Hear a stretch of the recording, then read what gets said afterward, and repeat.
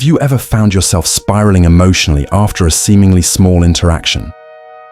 Maybe it was a sarcastic remark, a dismissive glance, or a subtle tone in someone's voice. Before you could even think, your body tensed up, your mind raced, and perhaps you said something you later regretted. Why does this happen? Why can't we just let things go? According to Carl Jung, the answer lies not in the world around us, but within us. The true source of our anger and emotional reactivity isn't external. It's internal. Jung, one of the founding fathers of modern psychology, believed that everything that irritates us about others can lead us to a deeper understanding of ourselves. And if we're willing to look inward, we can transform not just our reactions, but our entire relationship with ourselves and the world. The myth of emotional control. In today's self-help culture, emotional peace is often marketed as a matter of control. Don't react, meditate, breathe, block, detach. These strategies might work temporarily, but eventually they crack under pressure. Why? Because they focus on managing the surface rather than understanding the depth. Jung's approach wasn't about suppressing anger, but about translating it. Anger in Jungian psychology is not the enemy. It's a message. It's a flare from the unconscious, alerting you that a part of yourself has been activated, often one you've disowned or avoided. When someone insults you and you feel deeply triggered, it's not just their words that cause the pain. It's what their words awaken within you. The shadow, meeting the unseen self. Jung introduced the concept of the shadow, the hidden or repressed parts of ourselves we reject or deny. These are often traits we were told were too much, too weak, too emotional, or too needy. In response, we construct a persona that does the opposite. Calm, logical, helpful, accommodating. But the shadow doesn't vanish. It hides and it waits. When someone displays the qualities we've buried, rage rises, not because we hate them, but because we've disowned that part of ourselves. It's like seeing a ghost of who we once were or could be, and it stings. For example, imagine you pride yourself on emotional maturity. You've trained yourself to stay calm and composed. Then someone enters the room, loud, dramatic, emotionally chaotic, instant anger. But that fury may not be directed at them. Instead, it could stem from a memory, a time you were punished for being emotional or made to feel embarrassed for expressing too much. That unprocessed memory is what's truly reacting, not the person in front of you. Complexes and the echo of the past. Jung also introduced the idea of complexes, emotionally charged memories or patterns formed in childhood that linger into adulthood. Every time you're triggered, you're not just reacting to the present, you're responding to the past. The parent who ignored you, the friend who betrayed you, the moment you learned silence was safer than truth. These complexes shape how we interact with others and ourselves. When left unexamined, they dominate our emotional lives. We spend years trying to avoid situations, people, or feelings that might poke at these wounds. But the avoidance only strengthens the complex. The way out isn't control, it's consciousness. Jung said, until you make the unconscious conscious, it will direct your life and you will call it fate. Integration versus suppression. Most people think emotional mastery means never feeling bothered. They equate numbness with strength and control with peace. But Jung dismantled this illusion. Real emotional freedom isn't about feeling nothing. It's about feeling everything without being controlled by it. That's what integration is. It means holding space for your jealousy, your insecurity, your rage, your desire for validation, without judgment. You stop trying to fix or suppress them. You listen. You see them as messengers, not flaws. This process takes courage. It's not glamorous, It doesn't provide instant results. But over time, it builds true resilience, the kind that doesn't flinch under pressure.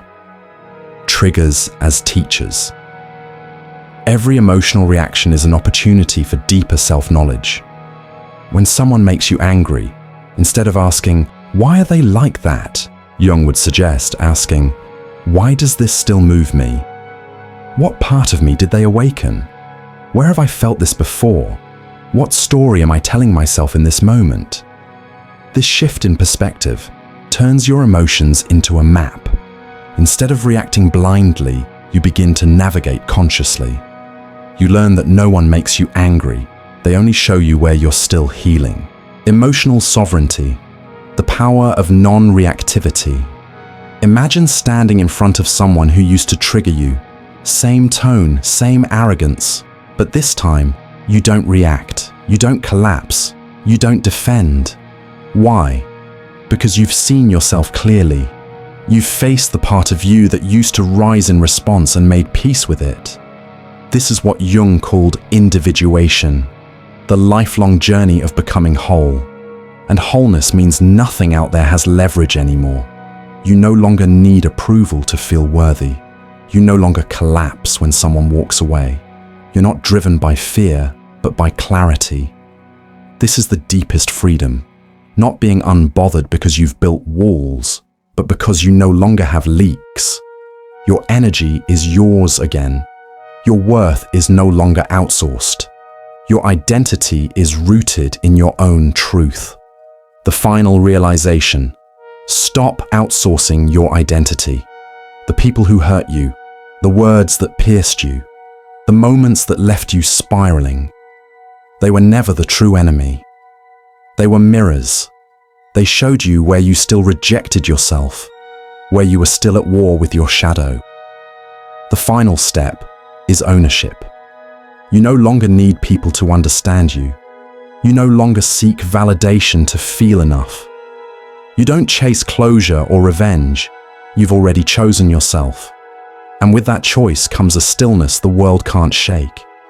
When someone mocks you, it doesn't land because you've made peace with your flaws.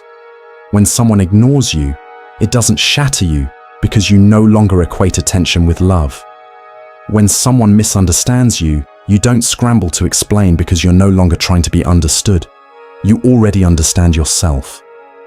Individuation, becoming the person you were meant to be. Jung didn't promise that we'd become happy by integrating our shadow.